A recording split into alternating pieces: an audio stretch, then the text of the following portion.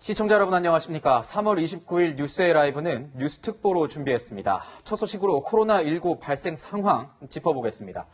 오늘도 세 자릿수 확진자가 발생했는데 해외에서 들어온 사람이 절반을 차지한다고 합니다. 네, 취재기자 연결해서 자세히 들어보겠습니다. 자, 이상현 기자, 유럽과 미국 외 지역의 입국자도 확진받는 사례가 늘고 있다고요. 네, 어제 하루 동안 105명이 신규 확진되면서 국내 코로나19 확진자 수는 9,583명이 됐습니다. 해외 유입 사례가 점점 늘고 있는데요. 어제 신규 확진자의 절반에 가까운 49명이 해외에서 유입된 사람들이었습니다. 방역당국은 현재 전 세계 입국자를 대상으로 증상을 체크하는 특별 입국 절차를 실시하고 있지만 14일간 자가격리 대상자는 유럽과 미주에서 입국한 사람들 뿐입니다. 어제 하루 춘천과 속초, 목포 등 전국 곳곳에서 필리핀, 태국 등 동남아시아 방문자들이 속속 확진 판정을 받았는데요. 방역당국은 동남아 지역에서 확진 판정을 받는 사람도 늘고 있어서 의무 자가격리 대상 지역을 확대하는 방안을 검토하고 있습니다. 이 밖에 국내 집단 감염도 계속되고 있는데요. 구로 만민중앙교회 확진자가 최소 12명으로 확인됐고 대구 정신병원 확진자도 75명이 확인됐습니다. 강력한 사회적 거리 두기가 실시되는 가운데 일부 교회들이 현장 예배를 강행하고 있어서 지자체들이 현장 점검을 실시하고 있는데요. 구속된 전광훈 목사가 담임을 맡고 있는 사랑제일교회는 다음 달 5일까지 집회가 금지됐는데도 오늘 현장 예배를 강행했고 이를 점검하는 과정에서 물리적 충돌이 빚어지기도 했습니다. 지금까지 정책사회부에서 전해드렸습니다. 제주 여행을 다녀온 뒤 확진 판정을 받은 미국 유학생 모녀에 대한 논란이 계속되고 있습니다. 그러니까 강남구청장이 이들 모녀를 선의의 피해자라고 감싸면서 일각에선 구청장이 모녀의 변호사냐며 후폭풍이 만만치 않습니다. 황아람 기자가 보도합니다. 제주도 여행을 다녀온 뒤 코로나19 확진 판정을 받은 미국 유학생 모녀에 대한 비난이 거세지자 이들이 거주하는 서울 강남구청장이 나섰습니다.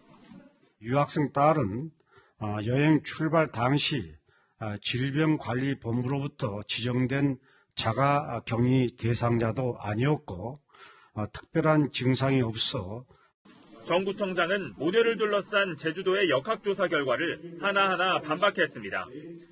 미국에서 유학 중이던 딸이 입국한 날짜는 지난 15일이라며 강남구에서 유학생들에게 2주간의 자가격리를 권고한 날은 그보다 한참 뒤였다고 밝혔습니다. 여행 기간 중 딸에게 증상이 나타나 병원에 들렀다는 지적에 대해선 어머니가 위경련 치료를 받기 위해 병원에 간 김에 코막힘 증세를 치료했을 뿐이라고 반박했습니다. 특히 정 구청장은 이들 모녀를 선의의 피해자라며 치료에 전념해야 할 모녀가 정신적 패닉 상태에 빠졌다고도 했습니다. 너무 이기적인 생각이 아닌가라는 구청장께서 그거에 대한 비유를 하신다는 것 자체가 좀 이해하기 어려운 부분이 있지 않나.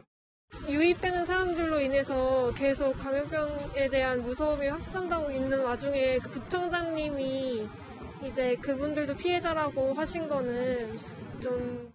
인터넷상에선 구청장인지 변호사인지 모르겠다는 비난과 마녀 사냥을 멈춰야 한다는 의견이 엇갈렸습니다. 채널A 뉴스 황아람입니다. 코로나19 뉴스 특보 계속해서 이어가겠습니다. 박기수 고려대 환경의학과 교수, 김태현 변호사, 구자웅 동아일보 주간동아팀 차장과 함께합니다. 어서 오세요. 안녕하세요. 네. 오늘 확진 상황 좀 알아보겠습니다. 구자웅 차장, 네. 보면 여전히 세 자릿수인데 해외에서 유입된 사람이 절반 가까이 된다고 하네요. 그렇습니다. 오늘 0시 기준으로 추가로 확진된 사람이 105명으로 나타났습니다. 이 총 확진자가 이제 9,533명으로 늘어난 건데요. 그런데 문제는 해외에서 유입된 확진자가 이 39명으로 이 105명 가운데 39명이니까 약 40% 정도를 차지한 것으로 나타났습니다. 국내에서 감염되는 것을 막기 위해서 지금 최선을 다하고 있지만 해외 유입 비중이 높은 만큼 그것에 대한 대책도 마련이 되어야 될 것으로 보입니다. 네, 교수님 그래도 좀 다행인 거는 완치자가 굉장히 많아졌다라는 거지요? 그렇습니다. 지금 우리가 기억하실지 모르겠지만 지난달 그 15일에 뉴스가 한번 크게 났어요. 무슨 얘기냐면 하루에 확진되는 감염되는 총 숫자가 당시에 이제 76명이었고 퇴원자가 120명으로 해서 그전에는 확진자가 훨씬 많다가 퇴원자가 이게 늘어난 거죠. 한번 크로스가 됐군요. 크로스가 됐죠. 네. 그거 이제 그때도 이제 골든 크로스라고 했는데 그게 무슨 의미가 있냐면 당시에는 이제 대구에 이제 병상이 많이 부족했잖아요. 그러니까 병상으로 오는 환자보다 나가는 환자가 많아져야 되는데 그전에는 안 그랬다가 이번에 이제 그렇게 되면서 확진자. 그래서 이제 골든 크로스 1일 숫자 그렇다는 거고요. 그러니까 오늘 나타난 거는 총 전체의 그 격리자와 퇴원자 중에 전체에서 퇴원하시는 분이 전체 격리자보다 많아졌다. 그러니까 전체적으로서 우리나라의 의료 시스템에서 이제 감내할 수 있는 수준에 들어섰다는 점에서 의미가 이제 더 큰 의미가 있습니다. 지금은 좀 이전보다 관리가 더 되고 있다, 뭐 이렇게 볼 수 있는 건가요? 그렇습니다. 그러니까 병상을 추가적으로 얘기하면 병상은 더 늘릴 필요가 없다는 겁니다. 그러니까 현재처럼 이제 떨어진다면. 근데 대신에 지금 이제 걱정이 되는 게 뭐 국내보다도 해외에서 들어오시는 분이 지금 많아지는 추세에서 그것까지 고민을 하면 또 다른 것도 고민을 해봐야 될 거는 같습니다. 네, 그렇군요. 네. 앞서 리포트에서 살펴본 제주도 여행을 다녀온 이후에 코로나19 확진자 판정을 받은 미국 유학생 모녀의 얘기를 좀 해보려고 합니다. 김태현 변호사, 지금 보면은 미국 유학 중에 돌아온 딸하고 이 어머니가 같이 제주도 여행을 가는데 갔다 오고 난 이후에 확진을 받았다는 거예요. 이거 좀 보니까 일각에서는 뭐 제주도에서 손해배상을 검토해야 된다, 뭐 이런 얘기가 나오니까 강남구청장은 아니다. 이거 오히려 이게 피해자다, 이렇게 얘기가 나와서 좀 강로들박에 있고 있는데 근데 어떻게 이제 보십니까? 뭐 사실관계적으로 확정할 필요는 있겠죠. 그러니까 언제부터 아프기 시작했는지. 근데 제주도 입장에서 뭐 원희룡 지사 이제 손해배상 청구한다고 합니다. 1억 이상이라고 해요. 뭐 실제로 할지 안 할지 모르겠으나 원희룡 지사 입장에서 보면 그렇죠. 왜냐하면 제주도가 청정 지역인데 지금 와서 결과적으로는 뭐 의도한 상관없이 결과적으로는 제주도 들어와가지고 지금 이 각종 뭐랄까 이 바이러스를 뿌리고 다니면서 여러 피해를 준 거 아니겠습니까? 그런데 강남구청장 얘기 이해할 수 없는 거. 강남구청장이 뭐 여러 얘기를 했더라고요. 보니까 뭐 학교 생활에 심한 스트레스를 받고 있어서 귀국해서 어머니랑 제주도에 여행을 갔는데 당시에는 잘 몰랐고 뭐 알레르기성 비염으로 뭐 병원에 갔으면 어쩌고 저쩌고 선의의 피해자 얘기를 합니다. 그런데 지금 언론에서 그 여론이 이 모녀한테 굉장히 안 좋기 때문에 모녀 입장에서는 이런 말을 할 수도 있어요. 그러니까 모녀가 본인들이 좀 너무 억울하다. 너무 당하는 것 같다. 사실 우리는 이런 입장인데 보도가 잘못된 게 있어. 이런 것들을 모녀가 본인들의 입장물로 언론사에 배포한다든지 이런 형태로 할 수 있는데 이걸 왜 구청장에 나서서 합니까? 왜 구청장에 나가서 선의 피해자라고 그래요? 진짜 선의 피해자 누군지 말씀드릴까요, 구청장님? 진짜 선의 피해자는 이 모녀가 마스크를 쓰지 않고 다니는 바람에 며칠 동안 영업을 못하는 그 제주도에 있는 자영업자들, 여기가 진짜 선의 피해자 아니에요? 그러니까 설사 한국에 들어왔을 때 증상이 없었다. 제주도 가려고 비행기 탔을 때 증상이 없었다. 그런데 가서 첫날 열도 나고 몸도 춥고 기침도 나고 그래서 병원 들렸다. 뭐 좀 이상한데? 그랬을 수는 있어요. 그러면 일정을 조금 중단하고, 왜냐하면 물론 뭐 방에 좀 혼자 있던지 아니면 그를 이왕 저 오랜만에 왔으니까 밖에 나가야 되겠다라고 하면 마스크 좀 잘 쓰고 다녔으면 그래도 피해를 덜 줄 텐데 본인 입으로 그랬잖아요. 일정의 반 이상은 마스크 안 쓰고 다녔다. 그래서 본인이 마스크 안 쓰고 다님으로써 거기서 식사하고 함으로써 영업 못하게 되고 지금 자가격리하고 영업장 폐쇄한 그 제주도에 있는 관광지 자영업자는 어떻게 되냐고요. 여기가 선의의 피해자지 이 사람들은 선의의 피해자가 아니다. 그걸 왜 구청장이 나와가지고 선의의 피해자다 어쩌다 이런 얘기를 하시냐. 제가 그게 좀 이상하다는 거죠. 네, 지금 근데 잠깐 이제 봐야 될 거는 이 증상이 언제부터 있었느냐가 좀 문제가 될 것 같습니다. 의심 증상이 있고 나서도 만약에 이렇게 했다면은 뭐 그러니까 모자가 어떻게 보면은 좀 뭐 피해자라고 보기에는 힘들 가능성이 있는 건데. 그 교수님 보시기에는 어떻습니까? 이제 뭐 입도 날부터 의심 증상이 있었다 이렇게 주장하는 데도 있고 피해자는 아니다. 뭐 이런 얘기도 있어요. 사실관계를 따져봐야 되겠지만, 예, 좀 따져봐야 될 필요가 있을 것 우선 같아요. 이제 모녀가 주장하는 거는 초기에 그 이제 증상이 있었을 때 간 게 이 본인 스스로 그 따님께서 코로나를 의심 증상으로 간 게 아니고 원래 알러지나 이런 점이 있어서 그것 때문에 병원을 갔다고 주장을 하고 있고요. 또 하나는 기본적으로 이제 제주도에 돌아다니면서 활동한 다음에 나중에 이제 끝나서 병원에 갔는데. 그것도 자기 때문에 간 게 아니라 엄마 때문에 갔다고 주장을 하고 있습니다. 그래서 이제 사실관계는 따져봐야 되기 때문에. 네, 사실관계는 이후에 좀 따져봐야 그리고 되죠. 이제 또 하나 이제 여기서 약간의 이제 확인은 확실하다는 게 당시에는 미국에서 오신 분들에 대해서 자가격리가 의무사항이 아니었습니다. 그때 당시에는 자가격리 미국에서 오신 분들한테는 27일부터죠. 그때였기 때문에 그때부터 밖에 나갔다면 이제 감염병 예방관리법에 위반을 해서 300만 원 벌금이고요. 이제 내달부터는 이제 1,000만 원 1년 징역으로 하는데 그때는 강력한 권고 사항이었습니다. 그래서 권고를 어겼다는 측면에서는 문제가 되지만 그래서 이제 이거를 법적으로 어떻게 따지냐는 별도의 문제지만 다만 이제 아쉬운 거는 이제 외국에서 본인 스스로 돌아올 정도면 코로나에 대한 굉장한 두려움과 그런 인지를 분명히 있었을 겁니다. 그것 때문에 들어왔고 그런 차원에서는 한국에 들어와서 우리나라 대한민국에서 어떻게 보면 국민이 밖에 들어오신 분을 지켜주려고 하는 거 아니겠습니까? 그런 측면에서는 조금 참으시고 기다렸다가 이후에 좀 안정이 된 다음에 가족 여행이나 가셨는지 하면 지금 수많은 유학생들이 들어오는데 굉장히 지금 이분 때문에 어쨌거나 사실관계 떠나서 굉장히 나쁘게 얘기하면 좀 미움을 받고 있고 눈총을 받고 있는 상황이어서 물론 이제 좋은 건 있습니다. 이분이 어떤 논란 자체가 이 법적인 걸 떠나서 이렇게 해외에서 들어오신 분들이 자기 본인만의 생각을 해서 이렇게 돌아다니시는 거가 굉장히 문제가 되고 자칫하면 법적으로 민사상 혹은 형사상으로 큰 문제가 될 수 있다라는 걸 알기 때문에 그런 어떤 경종을 울리는 데는 법적 결과를 떠나서 굉장히 큰 도움이 될 것 같습니다. 네. 이 모녀에 대해서요, 선의의 피해자라고 말한 강남구청장에 대해서는 자, 청와대 청원까지도 나왔습니다. 구청장님. 네. 이 내용이요. 네. 구청장을 파면해야 한다라는 내용인 거지요. 네. 그러니까 이제 국민 정서와 동떨어진 그러니까 그 모녀의 행동에 대해서 일반 국민들의 상식적으로는 지금 그 어린아이들 초중고 대학교까지 지금 계약을 미루면서까지 사회적 거리를 두고 있는 이 마당에 미국에서 코로나를 피해서 한국으로 귀국한 그 유학생이 어머니와 함께 제주도를 다녔다. 그리고 그것도 그 발열 증상이 있고 병원을 다녀야 될 만큼 몸이 좋지 않은 사람이 맛집만 골라다니면서 지금 여행할 때냐, 제정신이냐, 이런 비판 여론이 지금 이 그 득세를 하고 있는 와중에 자기 지역 구민이라고 해서, 자기 구청의 구민이라고 해서 그 모녀를 두둔하는 구청장에 대해서 이 국민적인 좀 반감이 굉장히 큰 상황입니다. 그러다 보니까 이 정승균 구청장을 파면해 달라라는 이 청와대 청원까지 나온 겁니다. 지금은 모녀를 두둔하는 것이 중요한 것이 아니라 국민 정서에서 잘못한 것은 잘못됐다라고 분명하게 얘기를 하고 제2의 이런 모녀의 그런 그 비상식적인 그 행동이 나타나지 않도록 강남구가 나서서 사회적 거리두기를 앞장서겠다. 이렇게 얘기를 한 것이 순서인데 오히려 두 사람을 두둔하려다가 이 전 국민적인 좀 밉상이 되지 않았나 하는 생각이 듭니다. 네. 지금 이 두 모녀에 대해서 지금 얘기가 나오는 게 제주도에서는요. 손해배상 청구하겠다는 얘기하는 거잖아요. 검토하겠다. 가능할 걸로 보십니까? 그래서 뭐 그건 사실관계 파악은 좀 돼야 될 건데, 그러니까 앞서 좀 교수님도 얘기하셨지만 언제부터 이 사람이 증상이 나왔는지 좀 얘기는 달라요. 근데 그거 확인하는 거 어려운 건 아니에요. 처음에 방문했던 병원이나 나중에 방문했던 진료기록 보면 나옵니다. 이 사람 왜냐면 사실 알러지 비염만 있으면은 열 안 나거든요. 저도 알러지 비염이 있어서 아는데 열 안 납니다.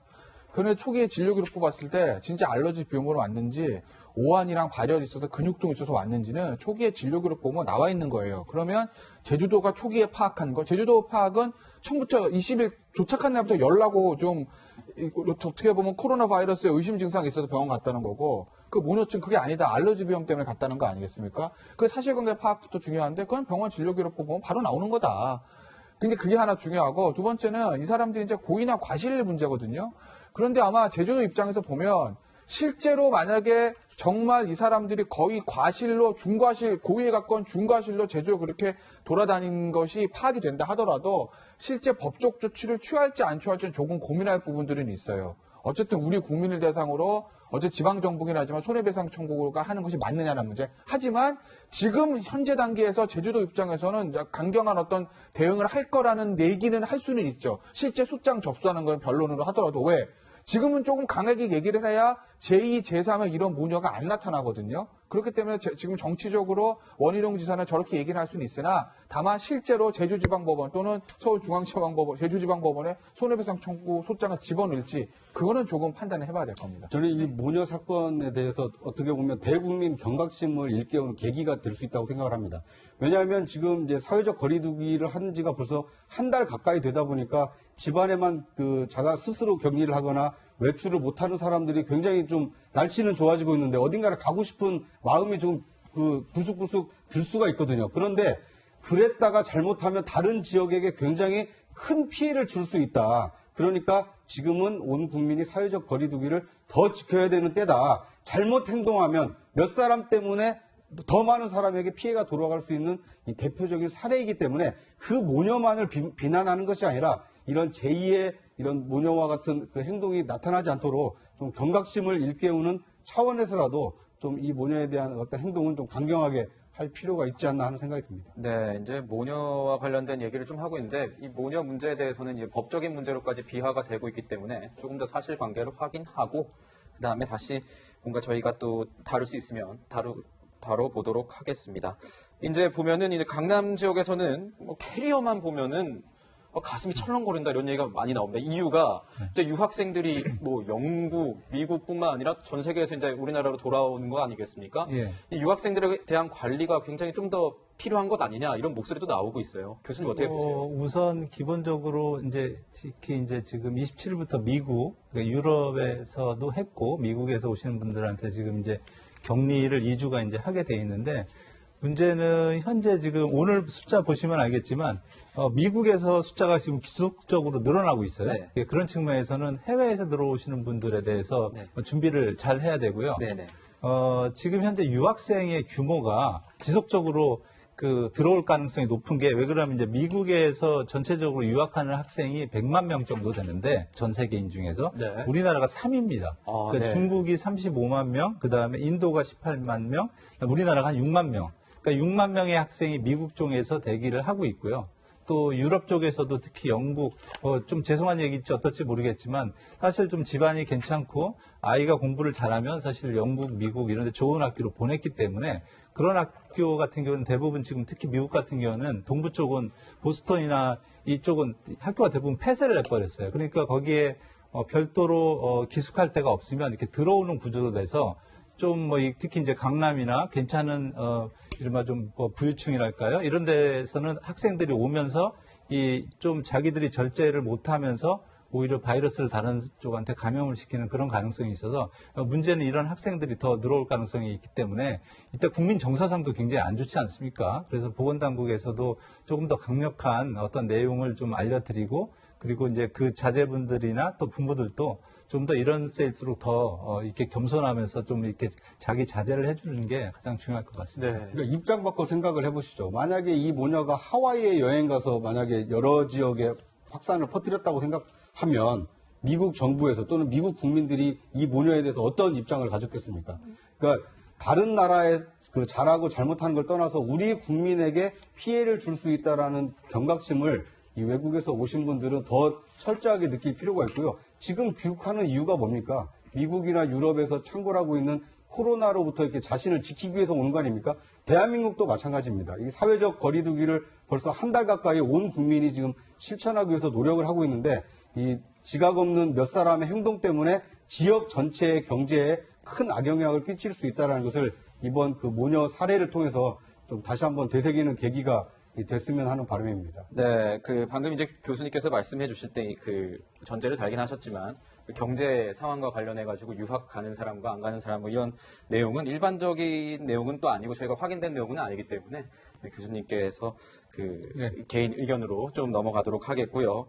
지금 보면은 또 하나만 짧게 여쭙겠습니다. 지금 보면 37.5도 이상일 경우에는 아예 한국행 비행기 탑승 어렵게 된다는데 이때 중요한 거는 무증상 내용 아니겠습니까? 이게 걸러질 수 있는 건가요? 걸러지기 어렵죠. 그러니까 왜냐하면 기본적으로 지금 이 코로나 바이러스의 특징이 메르스 등과 다른 것 중에 하나가 첫 번째가 처음에는 증상이 있는 다음에 감염이 될 줄 알았더니 무증상 감염이 되고 또 열을 동반하지 않는 경우가 굉장히 많아요. 설사하는 경우도 있고 또 다른 경우도 있고 그래서 발열은 전체 환자 중에 가려낼 수 있는 부분이 예를 들면 이 숫자는 뭐 정확한 건 아닙니다. 왔다 갔다 하기 때문에 1-20%? 30-40%밖에 안 되고요. 그래서 발열 갖고 환자를 스크리닝 한다는 거는 굉장히 걱정이 된다. 만약에 그 목표가 전체를 다 스크리닝 하려고 하면 선별하는 거예요. 그래서 그건 아니다라는 말씀을 꼭 드리고요. 두 번째로는 그렇기 때문에 저 발열을 숨길 수도 있어요. 예를 들면 내가 미국에 있는데 이것도 뭐 제 개인적인 의견입니다. 미국에 있는데 꼭 한국에 돌아와야 된다고 하면 저 열감지 센서를 피하려고 하면 해열제를 먹고 들어오시면 돼요. 제가 이런 얘기했다고 그러실 분은 없겠지만 그렇기 때문에 저 발열만 갖고 모든 걸 능사로 하는 것도 아마 보건당국에서 잘 알고 있을 겁니다. 그렇지만 다만 도움은 되겠다. 저런 문제가 있을 경우, 왜냐하면 발열이 돼서 들어왔을 땐 비행기 안에 모두 다 감염을 시킬 수 있는 가능성이 있습니다. 물론 비행기 안이 굉장히 환풍이 잘 돼도요. 그런 측면에서는 꼭 조심을 해야 될 것 같습니다. 잘 걸러내야겠군요. 그런 사례에 대해서는. 그렇습니다. 네. 네, 코로나19가 계속되면서 4월 6일로 연기됐던 이 개학도 또다시 연기 가능성들이 거론되고 있는데요. 관련 분석 먼저 들어보시고 이야기 이어가겠습니다. 4월 6일 개학에 대해서는 여러 우려가 있는 것이 사실입니다. 많은 국민들께서 개학을 그동안의 고립에서 벗어나는 전환점으로 생각하고 계신 것도 잘 알고 있습니다. 아이들의 안전을 최우선으로 고려한다는 원칙 아래 다음 주 초에는 결론을 내도록 하겠습니다. 네, 부차장님, 네. 교육 현장 분위기도 개학을 또 한번 연기해야 된다 이런 목소리인 것 같아요. 그렇습니다. 어제 그 총리 주재로 이 전국의 시도 교육감들이 모여서 이 개학을 해야 되느냐 또는 연기해야 되느냐 이 논의가 있었다고 하는데요. 그 자리에서는 상당수 교육감들이 4월 6일 개학은 좀 시기상조일 수 있다. 왜냐하면 지금 학교에서 만약에 개학을 하게 되면 한 학생이라도 확진 그 학생이 나오게 되면 그 학교를 일시 폐쇄해야 되고 밀접 접촉한 학생들에 대해서는 또 2주간 자가격리를 해야 됩니다. 그러니까 이런 위험 부담을 안고 개학을 과연 하는 것이 옳으냐 이거에 대한 우려의 목소리가 상당히 좀 높았다고 하는데요. 이런 점을 보면 아마도 이번 주 초에 이 정부 당국에서 발표를 하겠습니다만 이 개학 연기 쪽으로 좀 무게중심이 실려 있는 거 아닌가 싶고요. 실제로 한 여론조사에서 보면 그 교사분들이죠. 그러니까 학교에서 실제 학생들을 가르치는 분들이 상당수가 3명 중에 2명 이상이 이 4월 6일 개학보다는 좀 개학을 연기하는 것이 낫겠다라는 그 일선 현장의 목소리도 있어서 이런 것들을 종합적으로 판단을 해서 정부가 개학 연기 또는 개학 강행을 좀 결정하지 않을까 싶습니다. 네, 교수님 좀 여쭤보고 싶은데 이제 전문가로서 지금 골든크로스까지 나왔다는 거 아니었습니까? 아까 설명해 주실 때.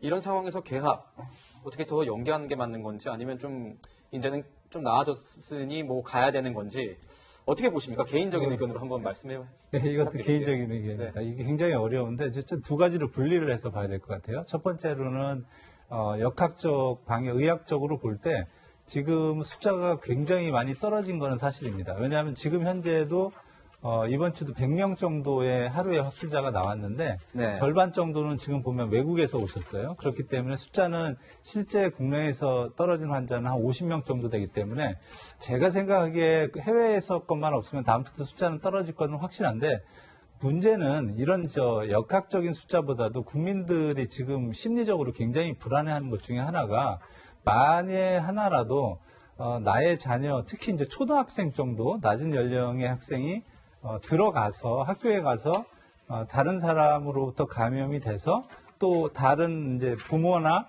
특히 노년층한테 이렇게 옮기는 상황이 되게 되면 폭발적으로 왜 늘어날 수 있죠. 네. 개학 두 가지가 폭발적이죠. 첫 번째는 왜 내 그럴 줄 알았지? 왜 그렇게 해가지고 계약을 해가지고 우리 자녀도 그렇고 부모까지 이렇게 화라산처럼 타오를 수 있는 측면에서 굉장히 우려가 됩니다. 네. 다만 우리가 인플루엔자 통계를 냈는데요. 인플루엔자가 독감이죠. 독감 매일 그 감시 체계를 하면 이례적으로 올해 같은 경우에는 10주 이상 독감이 빨리 끝났습니다. 네. 그러니까 그만큼 지금 이른바 요즘은 물리적 거리두기라고 하는데 그게 굉장히 잘 됐기 때문에 감염 숫자가 굉장히 많이 커지지는 않을 것 같다. 다만 국민들의 민감도가 워낙 크기 때문에 어떤 방안으로든지 온라인 쪽이든지 한번 돌려서 하는 것도 지금 적극적으로 검토할 필요는 있겠습니다. 네. 네, 방금 온라인 적극적으로 검토할 필요성이 있다고 언급해 주셨는데요, 부차장님. 네. 온라인 계약 어떻게 괜찮을까요? 어떻게 좀 보세요? 그런데 이제 온라인 계약도 사실 그 시스템이 준비가 좀 돼 있어야 됩니다. 왜냐하면 도시의 경우에는 이제 자녀가 하나 있는 자녀의 경우는 컴퓨터를 통해서 어떤 온라인 계약, 온라인 수업이 가능할 수도 있습니다만 네. 이 농어촌의 경우에는 어떤 컴퓨터라든지 어떤 온라인 그 수업 여건이 준비가 안 된 지역 그 학생들은 어떻게 할 것인지 인프라가 제대로 안 되는 지역도 그렇습니다. 있을 수 특히 있거든요. 다자녀의 경우에는 자녀 한 사람당 컴퓨터와 그 공부할 수 있는 공간이 확보가 돼야 되지 않습니까? 그렇군요. 네. 그러니까 여러 가지 좀 파생되는, 그러니까 해보지 않은 그 시도기 때문에 사전에 점검하고 준비해야 될 것이 상당히 많기 때문에 온라인 계약, 온라인 수업도 그렇게 쉽게 결정하기 좀 어려운 측면이 있어 보입니다. 그러니까 이번 주에 정부 당국, 그다음에 그 의료진, 이 방역 당국 이렇게 종합적으로 교육 당국까지 종합적으로 검토를 해서 어떤 것이 이 국민의 어떤 이 보건 또 방역을 지켜내는데 도움이 되는지 또 학생들의 수업권을 지켜내는지 뭐 이런 것까지 굉장히 좀 고차 방정식이 좀 필요한 시점이 아닌가 하는 생각이 듭니다. 네. 네, 지금부터는 우리나라 밖으로 눈을 돌려보겠습니다. 특히 미국 상황이 심각한데요. 이게 트럼프 대통령의 안일한 대처 때문이었다 이런 분석들도 나오는데요. 관련해서 트럼프 대통령 목소리 먼저 들어보겠습니다. I'm ready to attend. I think we've done a great job. Anyway, as you probably heard, wash your hands, stay clean. 네, 변호사님. 예. 지금 미국이 오늘 나온 내용들을 좀 보면은 확진자도 12만 명을 넘었고요. 그렇죠. 사망자도 2천 명을 넘었습니다. 예, 그러니까 어떻게 보면 미국이 이제 방역이 구멍이 생기는 거 이게 어떻게 보면 전 세계적으로 가장 제한 것 같은 상황이에요. 왜냐하면 지금 숫자상으로 보면 중국도 거의 뭐 제치가는 것 같은데 이게 왜 그러냐면 미국은 이 경제나 이런 쪽에서 전 세계에 끼치는 영향이 굉장히 막대합니다. 더군다나 우리가 이제 미국에도 워낙 유학생들도 많고 교민들도 많기 때문에 미국에서 이제 본격적으로 귀국을 하기 시작하면 거기에 대해서 이제 이 감염원 차단이라는 측면에서 보면 방역 측면에서 우리나라도 문제가 생길 수가 있고 또 하나는 미국은 전 세계 최고의 경제 대국 아니겠습니까? 미국의 소비가 막히게 되면 우리나라가 미국으로 수출한 수출기도 막히게 되고 전 세계 경제가 이제 쓰나미처럼 붕괴되는 상황이 올 수도 있거든요. 그래서 미국이 방역이 뚫리는 문제는 저게 단순히 미국의 문제다라고 우리가 이제 강 건너 불구경만 하고 있을 문제가 아니라 우리에게도 직접적으로 피해가 오는 상황입니다. 그런데 직접적으로 피해가 오는 상황인데 그렇다고 해서 뭐 우리 의료진이 미국 가가지고 뭐 방역에 참가하고 이럴 수 있는 상황은 아니니까 우리가 어떻게 할 수는 없으나 미국에서 문제가 생기는 게 직접적으로 우리한테 피해가 오는 문제이기 때문에 우리가 그냥 이거 남의 일처럼 보고만 있을 수는 없는 그런 참 딜레마적인 상황인 건 맞죠. 네, 교수님 여쭤볼게요. 아까 보면은 이제 미국에서도 이 트럼프 대통령이 제대로 이 대처를 잘 못했기 때문이 아니라는 이런 비판이 나오는 것 같은데 지금 보시기에 어떻습니까? 이제 멀리서 좀 지켜보시는 건데 뭐 뉴욕을 포함해서 몇 주 경제 격리하겠다고 하다가 또 이게 뭐 다시 말을 또 철회했고요. 글쎄, 저 트럼프 대통령의 말씀이나 이런 걸 제가 평가할 상황은 아닌 것 같고요. 다만 이제 초기에, 미국도 그렇고 이탈리아도 그렇고 이게 이제 한 2달 전에 이제 중국에서 처음에 생겼을 때, 네. 많은 사람들이 전문가들이 그랬습니다. 2달 정도면 준비를 하지 않을까 그런 생각을 했는데 실제적으로 닥치기 전까지는 준비를 못한 것 같아요. 그러니까 준비를 못했다. 예, 특히 이제 저 트럼프 대통령뿐만 아니라 뉴욕 주지사도 그랬고 이거는 본인들이 여태까지 준비했다고 하는 상황을 훨씬 넘어버렸다. 왜냐하면 지금 대구 수준의 그 쓰나미 같은 이른바 이 병원 시설이 도저히 감당할 수 없는 수준으로 한꺼번에 폭발적으로 늘어나다 보니까 아무리 이른바 그 경제 대국이고 의료에 어쨌거나 시스템은 다르지만 굉장히 뉴욕 같은 경우는 잘 돼 있는데도 불구하고 지금 현재 보면 미국 전체가 12만 명의 확진자가 생겼는데 뉴욕이 5만 3천 명이에요. 근데 네. 돌아가시는 분도 가장 많고. 그래서 미국에서는 그렇게 얘기를 합니다. 특히 뉴욕 같은 경우에는 확진 환자가 많아진 게 모든 나라의 교통편이 다 겹치고 그다음에 이 사람들의 도시공학적으로 밀집도가 굉장히 높기 때문에 그런 지역이 먼저 이렇게 강타가 된 거죠. 특히 이제 문제가 이미 이제 가장 중요한 게 산소호흡기 문제인데요. 벤틸레이터가 뉴욕에서 아무리 구하려고 그래도 15,000개 이상을 지금 구할 수 없는 상황이에요. 그래서 트럼프 대통령한테 뉴욕 주지사가 4만 개 정도만 달라. 그런데 불구하고 만들 수가 없기 때문에 지금 미국 트럼프 대통령께서 GM하고 포드에다가 옛날 군사시설에 했던 벤틸레이터, 호흡기, 인공호흡기를 만들어라고 할 정도로 그렇기 때문에 그거를 접근 못한 사람들은 저렇게 우후죽순으로 안타깝게 돌아가는 상황이어서 이제 미국 상황 중에서도 뉴욕 상황이 다른 지금 보면 뉴저지, 캘리포니아, 미시간 이런 데로 계속 이렇게 물꼬리 나가기 때문에 그런 거를 지금 준비하려고 하는 거고요. 저런 상황이 상당히 오래 지속될 수 있는 거는 어쩔 수가 없는 상황입니다. 네, 그렇군요. 네, 미국에 이어서 중국 소식입니다. 중국에서는 이 후베이 성에 대한 봉쇄 조치를 풀었는데요. 그랬더니 대규모 충돌이 일어났다고 합니다. 어떻게 된 일인지 관련 영상 준비했습니다. 交警交警搞起来了，交警不让火把的车子过去，我搞起来了，非要给他进来的。好多人，上万人了，最上万人了，我操！还过奖去买。大家现在在桥头进去非常危险，第一个有交通安全的危险，第二个有疫情传播的危险，希望大家回到家里。我们晚上会发布有关消息，好不好？好。 네, 구차장님. 네. 경찰차가 뒤집히고 뭐 항의 시위를 이어갔다고 하는 건데 네. 무슨 일이 있었던 겁니까? 네. 후베이성은 지금 우한이 있는 성 아닙니까? 그런데 이제 후베이성과 이 붙어 있는 성이 이제 장시성의 이 지유장시라는 곳이 있는데 이 두 도시를 이 연결하는 도로가 이렇게 장강대교가 있다고 합니다. 네. 근데 이 장강대교를 건너서 다른 역사의 그 기차역에 가야만 이제 다른 지역으로 이동을 할 수 있기 때문에 이 회사에 출근하거나 아니면 다른 지역으로 이동하려고 하는 사람들이 한꺼번에 이제 몰려들다 보니까 지금 저런 소동이 벌어진 겁니다.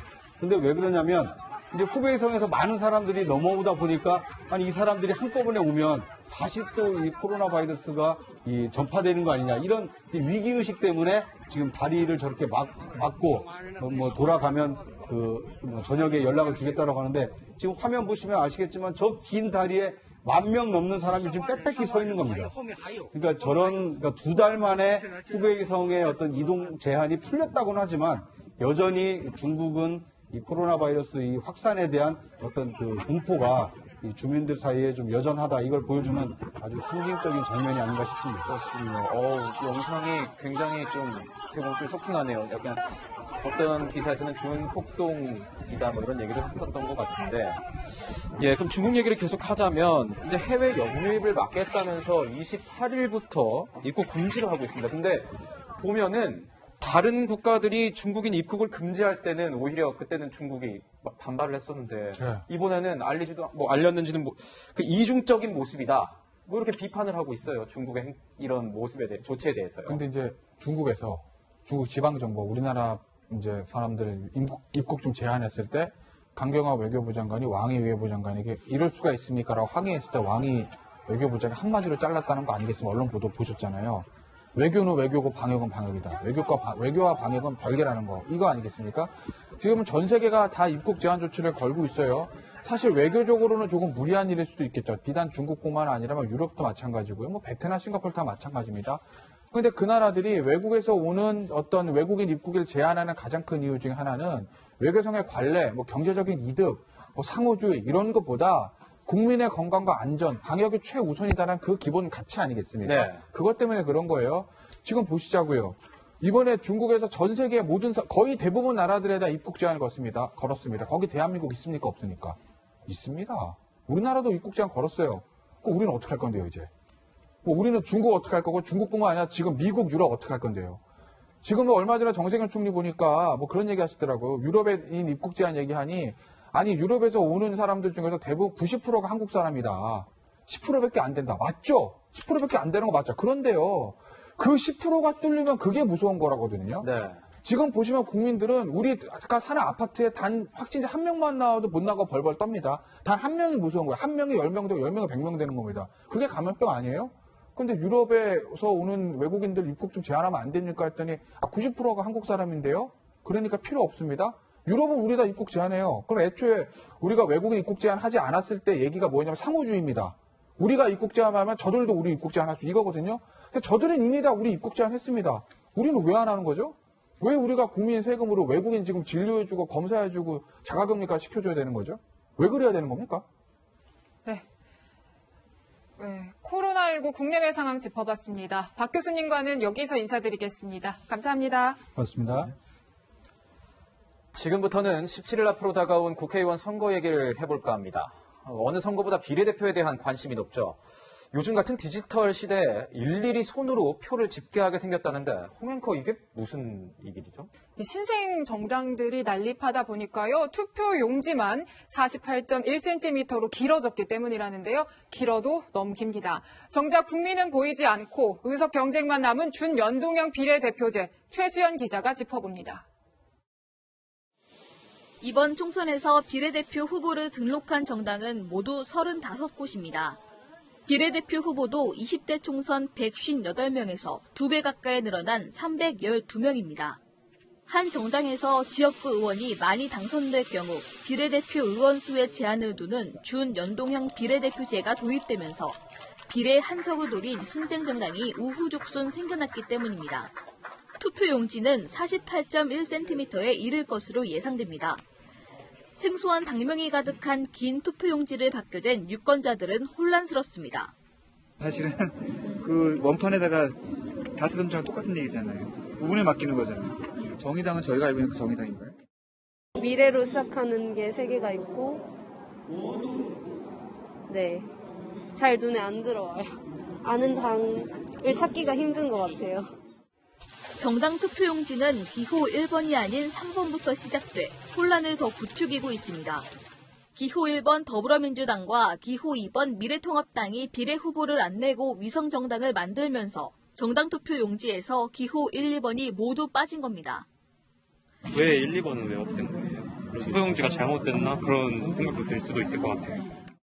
국민을 진짜 유권자를 아주 공으로 알고 이게 4+1의 하나의 부산물이야. 이거는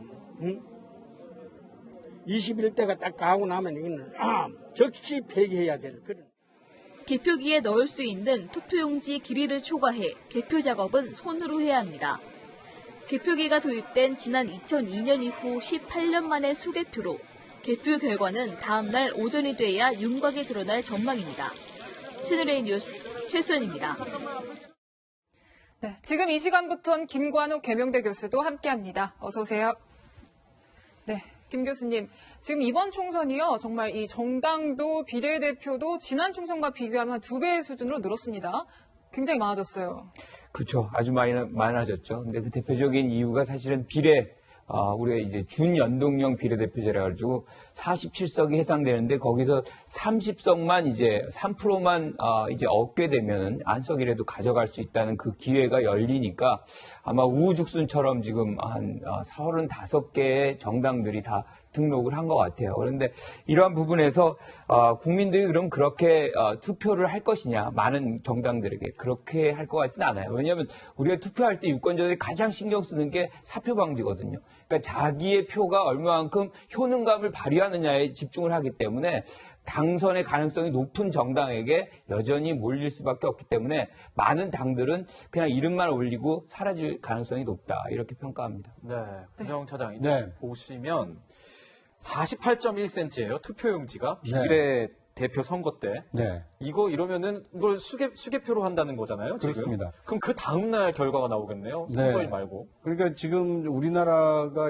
사실 투개표에 대해서는 굉장히 선진국 중에 선진국인데 너무나 이제 정당들이 난립을 하다 보니까 이 자동 개폐기로는 할 수가 없답니다. 저게 자동 개폐기에 들어가면 30cm 이내여야 이 개표가 가능한데 이번의 경우에는 48.1cm이기 때문에 그 자동 개표는 안 되고 결국 사람이 일일이 어느 정당에 기표했는지 확인을 해서 이 분류를 하는 작업을 해야 되기 때문에 예년 같은 경우에는 총선 끝나면 자정이 되기 전에 대체적인 윤곽이 나왔었거든요. 그런데 올해의 경우에는 정당 투표의 경우에는 이 당일 자정 이전에는 좀 개표 결과가 나오기가 좀 어렵다는 전망이 나오고 있고요.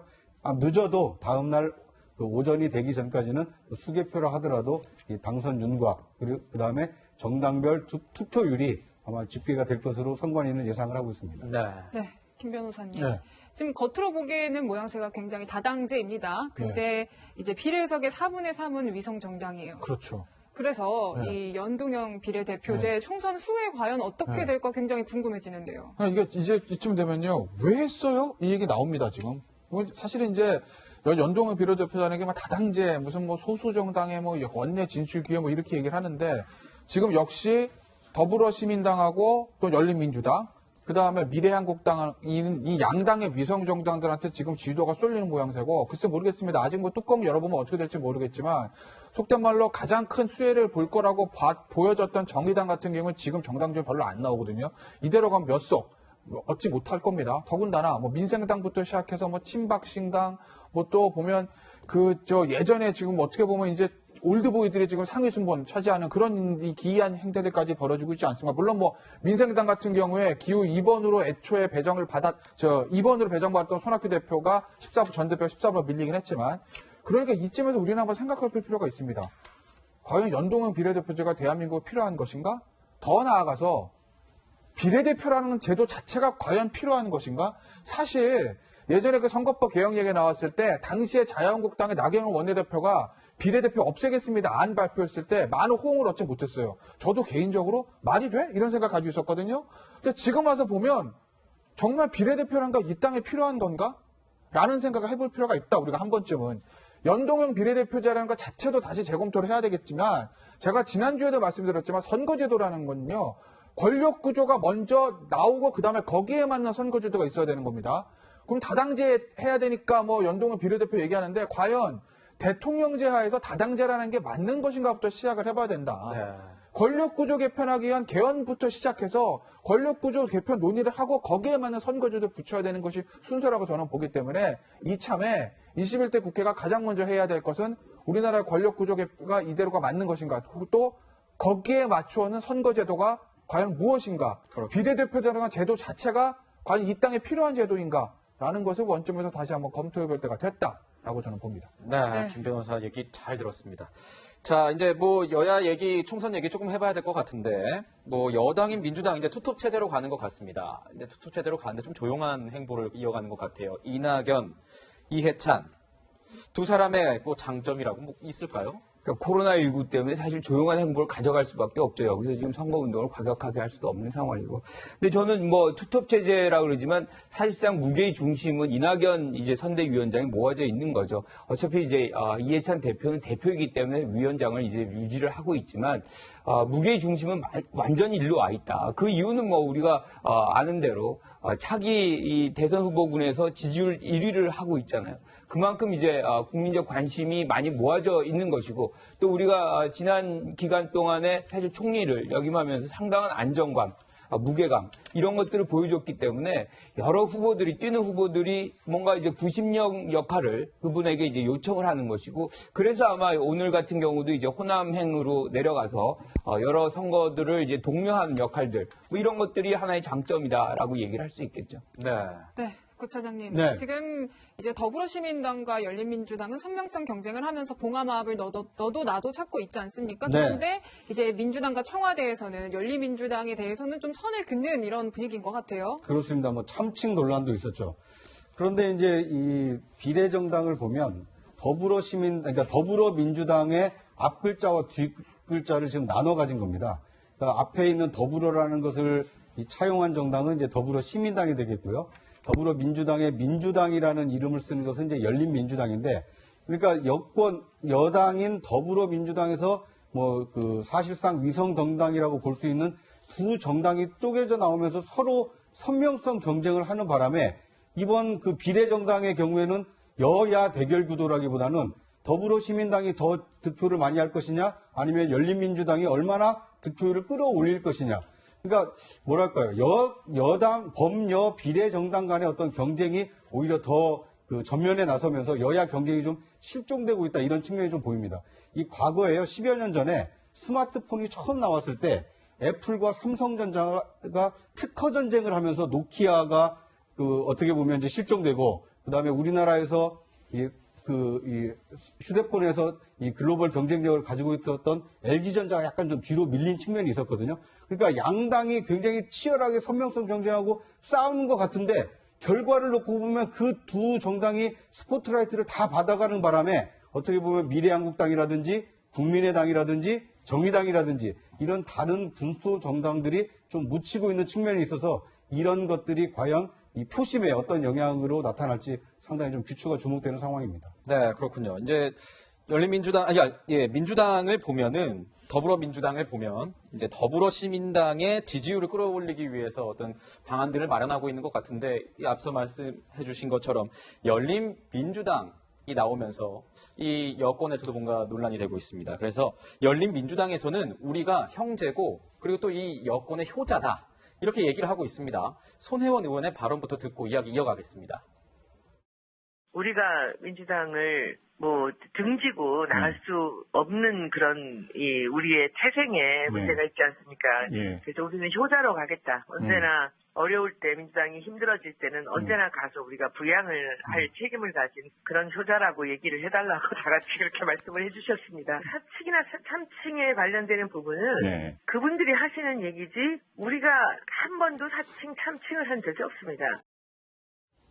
자, 뭐 참칭 얘기도 나오는데요. 교수님 보시기에 더불어시민당과 열린민주당의 이런 어떻게 보면 경쟁 아닌 경쟁, 어떻게 민주당 전체로 봤을 때는 도움이 될까요? 처음에는 플러스썸이라고 생각을 했던 거예요. 그러니까 각자가 지지 계층을 달리해서 예컨대 이제 열린민주당이라 그러면 조국 지지자라든가 좀 더 강성이죠. 지지군들을 결속시키는 용으로 이제 활용을 하고 반면에 이제 민주당의 어떤 위성이라고 할 수 있는 시민당 같은 경우는 이 본래 어떤 민주당 지지자들 그리고 더 나아가서 중도 영역까지 좀 확장하려는 그렇게 나눠서 이렇게 얘기를 했는데 지금의 상황에 보면은 열린당이 굉장히 치고 나가는 장면들이 벌어지고 이것이 플러썸이 아니라 일종의 이제 제로섬처럼 자기들 그릇을 서로 나눠 먹는 것에서 이제 더 가져갈 수 있는 그런 우려가 발생하니까 민주당이 이것을 경계하는 작업이 나오는데 그 이유는 사실 총선 직후가 되면 이 부분에서 민주당이 어느 정도로 이제 의석을 확보하느냐 그게 굉장히 중요하거든요. 그러니까 일당을 못한다 그래도 사실상 시민당하고 합쳐가지고 의미 있는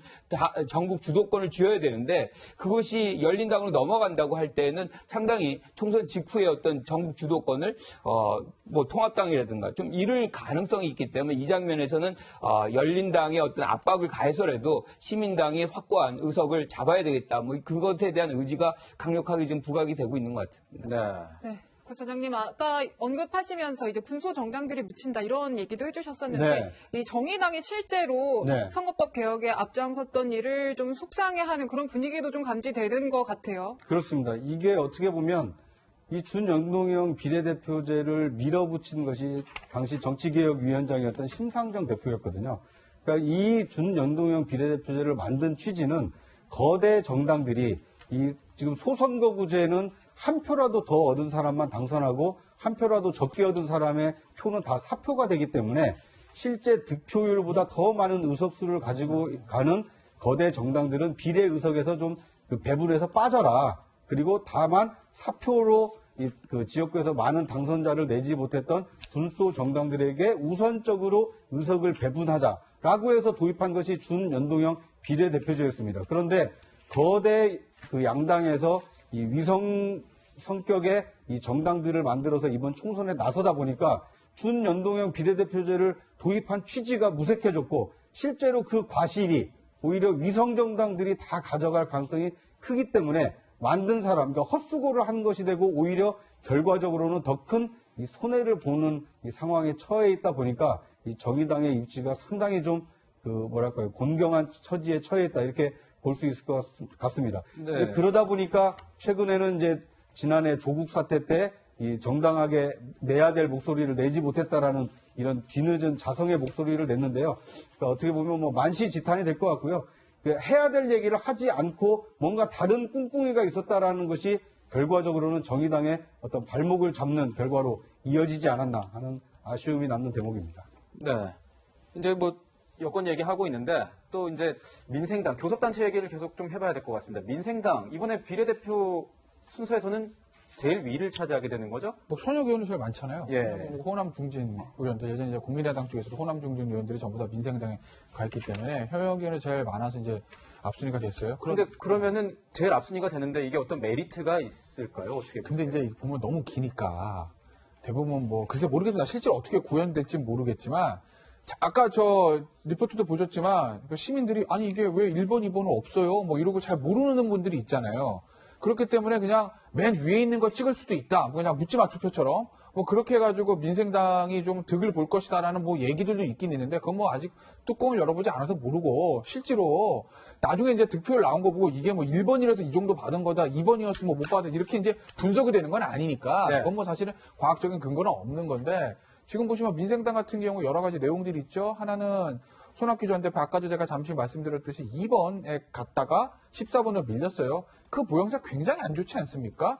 그래서 아마 그런 좀 비판의 목소리가 있고 또 하나는 민생당에 아까 제가 말씀드렸듯이 호남 중진 의원들 많습니다. 대부분 3선, 4선, 5선 의원들도 있어요. 국민의당 기회에 있었던.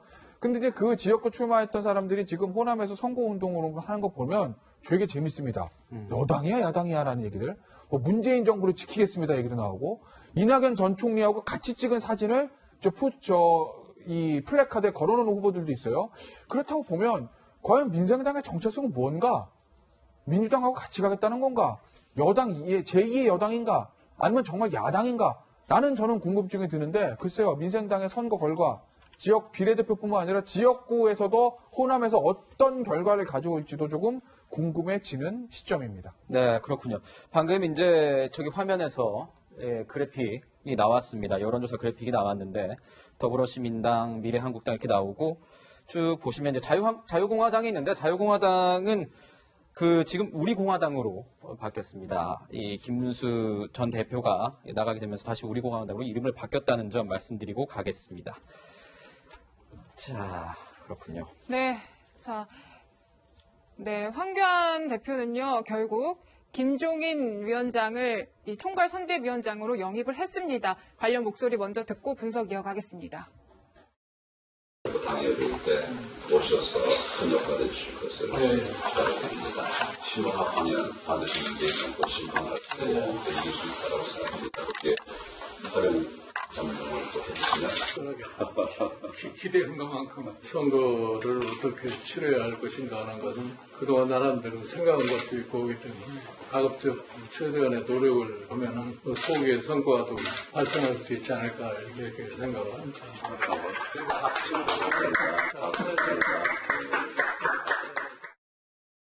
네, 교수님. 예. 자, 김종인 위원장이 오늘 오후에 또 비상경제대책 기자회견까지 연다고 합니다. 앞서 여러 번 선거 지휘를 했던 분인데 이번에도 통할지 궁금합니다. 그러니까 우리가 2012년도에 경제민주화를 화두로 끌고 박근혜 전 후보를 당선을 시키는데 상당히 기여를 했죠. 그리고 16년에도 민주통합당이죠. 그 당시에 이제 대표로 비상대책위원장으로 영입이 돼서 상당한 안정감, 통솔력 뭐 이런 것들을 이제 갖고서 당의 승리를 견인하는 역할을 했어요.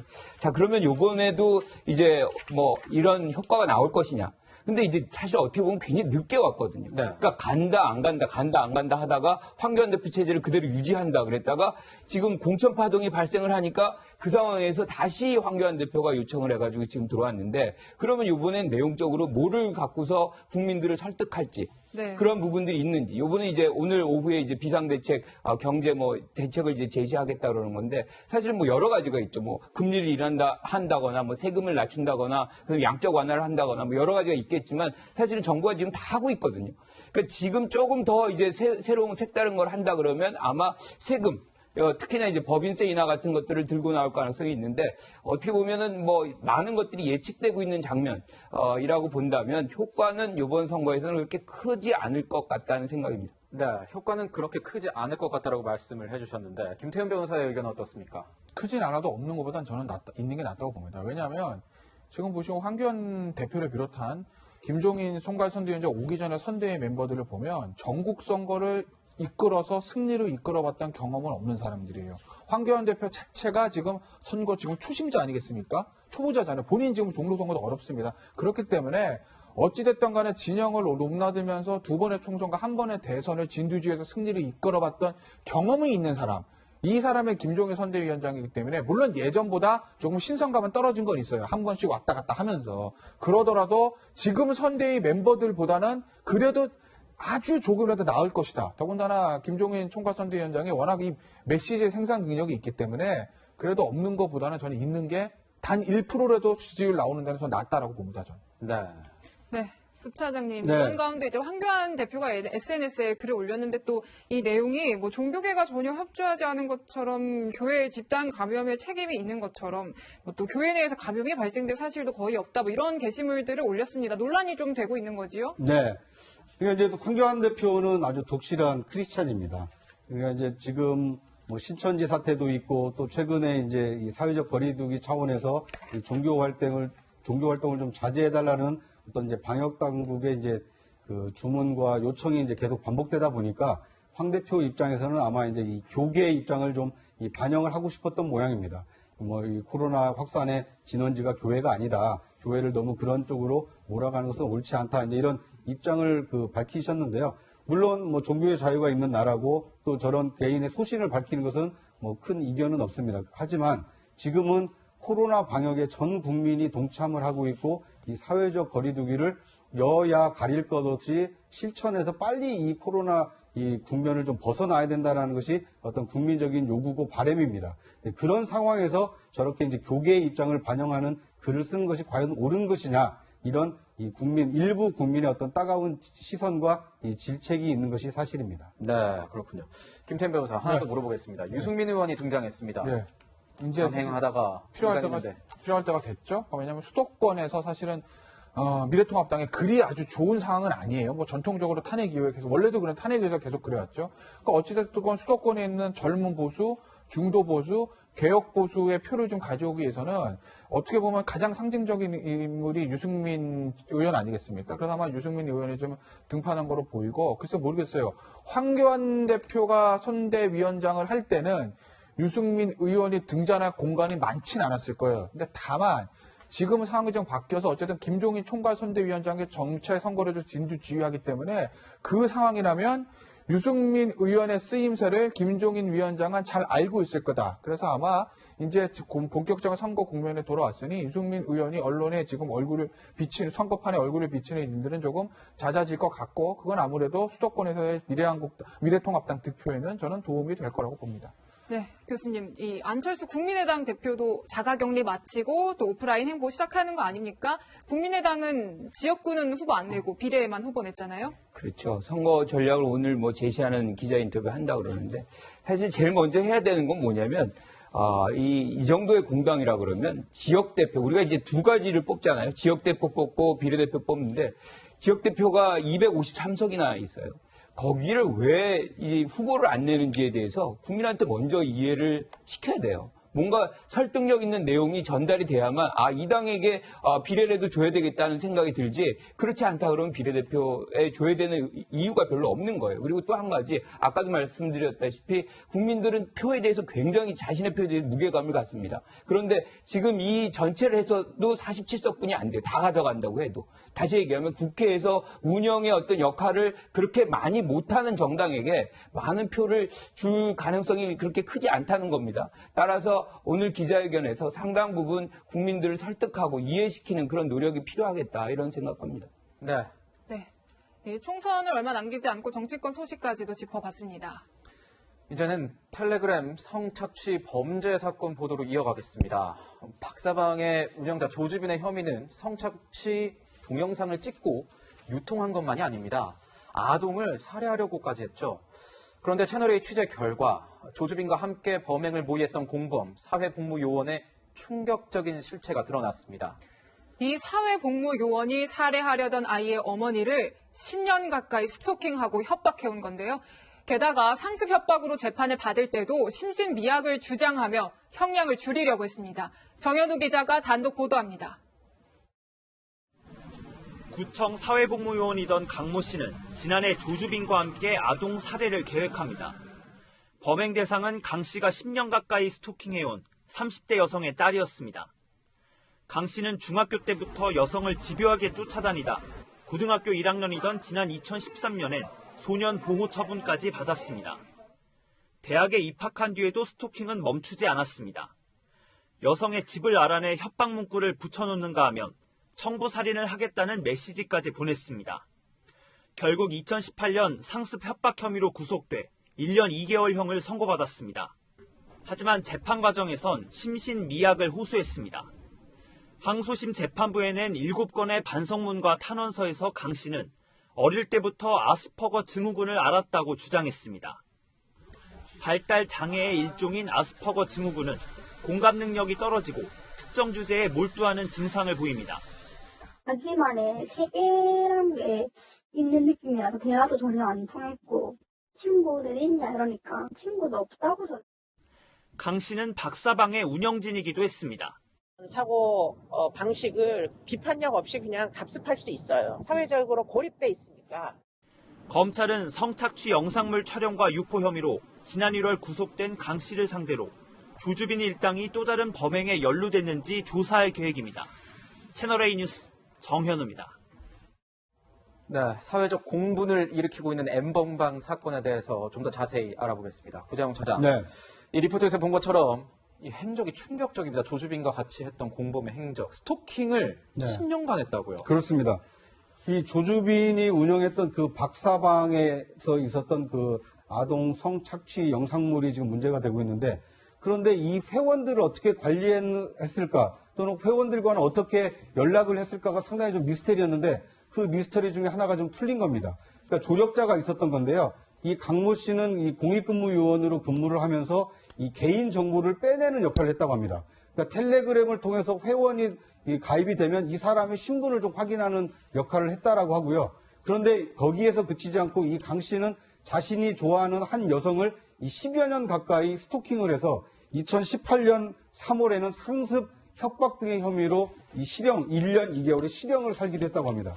그러니까 이것이 단순히 아동 그 성착취 영상물을 공유한 데 그치지 않고 개인의 신상 정보를 빼내서 이 스토킹까지 하는 데까지 범죄가 이어졌다는 것을 보여주고 있기 때문에 상당히 좀 중하게 이 수사력을 좀 집중해서 이 전모를 좀 밝혀내야 되지 않을까 하는 생각이 듭니다. 네. 피해자가 이사를 가도 스토킹은 계속됐다고 하는데요. 이 강 씨가 스토킹을 계속할 수 있었던 이유 듣고 오시지요. 원칙적으로는 이제 공익이 사용할 수 없는 프로그램인데 민원을 처리하는 공익 전부가 쓸 수 있는 아이디 비번이 따로 있어서 그래서 언제 누가 접근하더라도 기록도 안 남고 누가 접근했는지도 안 남아서 많이 위험하다고 생각합니다. 교수님, 예. 이런 식으로 개인정보를 손에 쉽게 넣고 또 협박까지도 가능했던 건 거죠? 그러니까 이 사람이 사회복무요원을 했다는 거죠. 그러니까 그것이 우리가 정보를 이제 접근할 수 있는 그런 역할을 된 건데 문제는 저는 이해가 안 되는 것이 이 사람이 실형까지 받고 왔단 말이에요. 그런데 다시 그 역할이 다시 주어졌다는 거는 그 상황 속에서 어떻게 보면 공공기관이 그러한 이 정보 같은 것들이 서로 공유가 안 됐다는 거죠. 그러니까 다시 다른 사람의 개인정보를 받아들이고 그것을 조주빈한테 넘겨서 협박으로 사용할 수 있게끔 하는 그런 역할을 담당하게 된 거죠. 그러니까 그 사이버 세상에서는 상당히 자신의 어떤 존재감을 이런 범법 행위를 통해서 확인하는 뭐 이런 느낌들을 계속 가져가면서 이것을 계속 반복적으로 했던 것 같습니다. 네. 근데 이 강 씨에 대해서 좀 여쭤보고 싶은 게 있는데, 김태현 변호사. 지금 이거 아스퍼거 증후군, 심신미약 이렇게 주장하고 있다는 거 아니겠습니까? 재판에서. 이게 사건의 도피처가 될 수 있습니까? 안 될 거예요. 이거 본인 주장이죠. 그러니까 본인 제가 말씀드렸지만 신심미약 주장한다고 다 이제 결과 최종적인 판단은 법원에서 하는 거 판상하는 거니까 두 단계예요. 그러니까 구속피고인 같은 게 심신미약이 받아들여지려면은요, 공주치료감호소에서 한 보름 정도 있으면서 정신 분석을 합니다. 의사들이. 그럼 아마 이 아스퍼스 증후군이라는 게 나올 거예요. 어쨌든. 그 나온다고 해서 그러면 법원에서 전부 다 심신미약을 인정해 주냐? 그렇지는 않습니다. 네. 법원 같은 경우에 죄질이라든지 당시 했던 행동들이나 법정에서 태도 이런 것들을 보고 종합적으로 규범적으로 판단하는 것이기 때문에 설사 이 사람이 아스퍼스 증후군인지 뭔지가 있다고 본인이 주장을 하고 실제로 그런 게 의학적으로 나온다고 하더라도 법원에서 받아들이는 것은 전혀 별개의 문제인 거다. 그런데 이 사람의 어떤 범행의 어떤 과정이라든지 10년간 통해왔던 문제 그리고 이 조주빈의 지시에 따라서 이 개인정보를 빼서 갖다 줬다는 이런 형태들을 봤을 때 과연 심신미약을 적용할 만큼 정신 상태가 당시에 범행 당시에 안 좋았던 사람인가? 그 정도로 사리분별이 안 되는 사람이 그 컴퓨터 싹탁탁 해가지고 개인정보 싹 뽑아가지고 갖다 줄 수 있어요? 쉽지 않잖아요. 그렇다고 보면 아스퍼스 증후군이 뭔지가 있다고 하더라도 그걸 이유로 심신미약 인정받아서 감염될 확률은 지극히 낮다라고 저는 봅니다. 네. 이런 강 씨와 조주빈 씨가 모여서 정말 끔찍한 박사방이라는 곳이 생긴 건데요, 부차장님. 네. 지금 그 안에서 정말 왕처럼 군림했던 이 조주빈 씨에 대해서 얘기를 해보면은 네. 수시로 이 수사기관과 정보를 조롱하는 듯한 그리고 비웃는 듯한 얘기를 했다는 거 아닙니까? 네, 그렇습니다. 그러니까 지금 텔레그램 대화방에서 이 조주빈 씨가 이 다른 회원들에게 자신을 과시하기 위해서 이 남긴 글들을 보면 절대 걸리지 않는다. 경찰이 우리를 찾을 수 없다. 이런 굉장히 자신감을 보였다고 하는데요. 그리고 앞서 강 씨가 보면 이 개인정보를 그렇게 손쉽게 확인하고 그걸 또 조주빈에게 줄 수 있을 정도로 우리나라의 어떤 행정망이 굉장히 허술하게 운영됐던 거 아닌가. 그리고 이 강 씨의 경우에는 상습 협박 혐의로 그 유죄로 처벌을 받았음에도 불구하고 다시 또 개인정보를 접근할 수 있는 이런 권한을 주고 일을 할 수 있도록 그 방치했다라는 거. 이것도 우리 사회가 그 시스템에 뭔가 좀 문제가 있었던 거 아닌가라는 생각이 들고요. 이 강 씨의 상습 협박만큼도 중요한 것이 뭐냐면 이 박사방에서 운영됐던 그 성착취를 당했던 아동 또는 여성 이 피해자들에 대해서 어떻게 구제할 겁니까? 이 조주빈에 대해서 더 철저하게 처벌해야 되고 강 씨에 대해서도 더 철저하게 처벌해야 되는데 지금 현행 법은 아동 청소년 보호법 위반이라 하더라도 가지고만 있으면 1년 이하 징역이고 그걸 유포하고 배포하는데도 5년 이하 징역밖에 안 됩니다.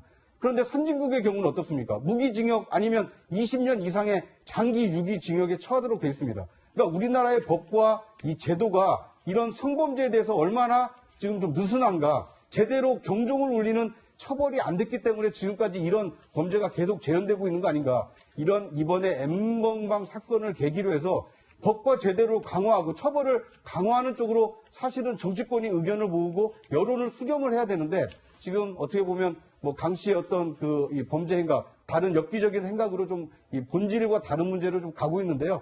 이 N번방 사건의 이 본질은 아동 성착취, 특히 여성 성착취에 대해서는 이 절대 용서가 없이 강력한 처벌이 뒤따른다는 것을 이번 계기로 확실하게 좀 보여줘야 되지 않을까 하는 생각이 듭니다. 네, 지금 하신 말씀 처벌을 확실하게 해야 된다 이렇게 얘기가 있는데 김태현 변호사 네. 지금 보면 법무부에서 나온 얘기 범죄단체 조직죄 적용하겠다 이렇게 얘기가 나오는데 가능한 겁니까? 뭐 이론상은 가능한데 실제로 적용될지는 이거는 수사를 해봐야 돼요. 왜냐하면 범죄단체 조직죄라는 게 애초에 이제 조직폭력배 잡으려고 만든 거거든요. 그러니까 조직폭력을 보면요, 보스가 있습니다. 중간 보스들이 있고 행동대원들이 있어요. 그리고 나름대로 본인들끼리 어떤 지휘 체계라는 강령과 강령이 뭐 문건으로 이렇게 써 있다기보다는 나름대로 강령들도 좀 있어요. 그리고 보스가 중간 보스 조직원까지 돈으로 이제 주고받으면서 수익까지 좀 어느 정도 월급처럼 줘서 쉐어하는 부분들이 있죠. 이런 부분들이 다 성립이 돼야 되는 거거든요. 네. 조직폭력법 외에 이 범죄단체 조직자가 적용된 게 뭐냐, 보이스피싱 조직이에요. 네. 보이스피싱 조직도 큰 조직들 보면 뭐 나름대로 무슨 죄, 인출죄, 역할 분담 다 있고 돈도 좀 내려가고 그다음에 나름대로 어떤 지휘 체계 같은 게 있지 않습니까? 지금 그림 보시는 것처럼 이 박사방 이 멤버들을 다 범죄단체 조직자로 잡으려면 제가 말씀드렸던 그런 부분들이 있어야 되는 거예요. 이 조주빈을 정점으로 해서 밑에 중간 보스급, 뭐 인출책, 모집책 이렇게 역할 분담 쫙 있고 가상화폐 같은 것들로 조주빈이 이 돈을 번 그 돈을 가지고 본인이 일을 시켰던 밑에 사람들한테 내려보내면서 수익도 좀 분배하는 체계들, 이런 지휘 체계가 갖춰져야 되는 것이거든요. 그래야 이제 범죄단체 조직죄로 실제로 기소도 되고 이제 유죄가 나오기 때문에 이론상은 가능하지만 이게 실제로 이제 적용이 될지는 그거는 수사를 해봐야 되는 거죠. 하지만 법무부와 검찰에서 그런 아이디어를 내고 한번 그쪽으로 수사를 해보려는 것 자체는 저는 뭐 해볼 수 있고 바람직한 거라고 봅니다. 결과는 조금 지켜봐야 되겠지만요. 네. 교수님께 여쭐게요. 이렇게 좀 IT 기술을 매개로 하는 성착취 범죄 같은 것들이요. 좀 더 예방이 힘든 뭐 그런 근본적인 이유가 어떤 건지 좀 궁금합니다. 그러니까 여러 가지 있겠지만 사실 보안 체계가 굉장히 강하잖아요. 지금 우리가 여기서 지금 쓰이고 있는 것도 텔레그램이라는 건데 들어가기 굉장히 어렵고 그 안에서도 그 방으로 들어가려면 여러 가지 인증이라든가 뭐 이런 것들이 거쳐서 들어가야 된단 말이에요. 그리고 또 수사관들이 여기서 들어가서 수사할 수 있어야 되는 건데 그것이 또 불법적인 수사, 증거물 뭐 이런 것들을 받아들여지지 않는 그런 부분들도 있어요. 그래서 이런 것도 사실은 어떻게 보면 국회에서 법을 개정해서 왜냐하면 들어가기 굉장히 어렵기 때문에 이런 것들도 정당화할 수 있는, 그렇게 해서 증거물을 확보해서도 이게 재판에서 활용할 수 있는 그런 법으로 좀 많이 고쳐지는 필요성도 있겠다. 네. 구장차장께 또 여쭤보겠습니다. 이 손석희 JTBC 사장 얘기가 조주빈 입에서 나왔습니다. 그런데 이 손석희 사장이 또 기자들과의 그런 자리에서 이렇게 좀 해명을 한 내용이 이제 어떤 연합뉴스에 나온 걸로 보이는데 그래서 삼성이 또 등장을 해요. 이게 어떤 내용이죠? 그러니까 이제 손 사장이 왜 조주빈에게 그 돈을 줬느냐 이걸 이제 해명하는 과정에 이 자신에게 어떤 그 갈등 관계에 있었던 이 김웅이라는 프리랜서 기자가 자신의 가족들을 해하려고 누군가 행동책을 찾고 있다. 그런 사실을 조주빈이 손석희 사장한테 얘기를 했다고 합니다. 그런데 그 얘기를 들은 손석희 사장이 아니 그런 일이 있어요 하면서 경찰이나 검찰에 고발을 해서 수사를 하는 것이 일반적인데 손 사장은 내가 증거를 잡아야겠다라고 하면서 돈을 줬다는 겁니다. 그러면서 그 기자들한테 해명한 것은 그 배후에 김웅 프리랜서 기자 배후에 혹시 삼성이 있는 거 아니냐 이런 의심을 했다는 겁니다. 저는 그런 손 사장의 이 주장이 전혀 이해가 되지 않습니다. 상식적인 일입니까? 만약에 삼성이 배후에 있는 것이 의심이 된다면 취재를 하고 보도를 해야 되는 거 아닙니까? 왜 그 사기꾼한테 돈을 줍니까? 그리고 그것이 해명이라고 기자들한테 해명하는 것이 납득이 됩니까? 저는 이 좋은 이미지의 그 언론인의 표상으로 오랫동안 여겨졌던 손석희 사장이 왜 본인이 만약에 이 인터뷰를 했다라면 날카로운 질문을 했을 텐데 본인에 대해서는 저렇게 상식적이지 않은 이 해명을 늘어놓고 있는지 좀 안타까울 뿐입니다. 네. 김 교수님, 예. 얘기 좀 한번 해주시죠. 그러니까 저는 이 부분에서 이제 미투 운동 당시에 사실은 삼성의 직원이 뒷조사를 했다. 그렇다 그러면 이제 이 부분에 대해서는 삼성은 해명을 할 필요가 있는 거예요. 그러니까 이거는 손석희 사장의 주장이잖아요. 그러면 그 부분에 대해서 삼성이 해명을 하고 또 다시 지금 이 손석희 사장도 사실상 삼성이라는 것을 거론을 했잖아요. 그렇다 그러면 그 부분에 대해서도 본인의 어떤 입장을 다시 한번 명확하게 보여줘서 지금 이 논란이 어떻게 보면 조주빈이 꾀하고 있는 그런 어떤 전략일 수도 있거든요. 그러니까 유명 인사의 어떤 관련성을 부각시키고 그럼으로 해서 자신의 어떤 혐의를 관심 밖으로 밀어내려고 하는 그런 부분들이 있기 때문에 여기 관계자들은 어떻게 보면 더 빨리 시급히 이런 자기와 관련된 것들은 좀 알려줄 필요가 있겠다, 경찰에. 이렇게 생각합니다. 그러니까 N번방 사건이 조주빈에서 손석희에서 삼성으로 지금 가고 있지 않습니까? 본질은 N번방 사건입니다. N번방에 있는 피해자들, 이 피해 사실을 분명히 밝혀서 이 조주빈과 그 일당들을 엄벌에 쳐야 됩니다. 손석희 사장 사건은 별건입니다.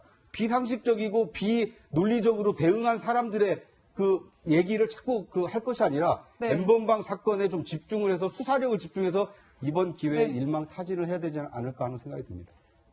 네, 이 국민적 공분을 사고 있는 N번방 사건까지 짚어봤습니다. 세 분과는 여기서 인사드리겠습니다. 감사합니다. 저희는 60초 후에 다시 돌아옵니다. 오늘 저희가 준비한 소식은 여기까지입니다. 시청해주셔서 감사합니다. 저희는 다음 주에 찾아뵙겠습니다.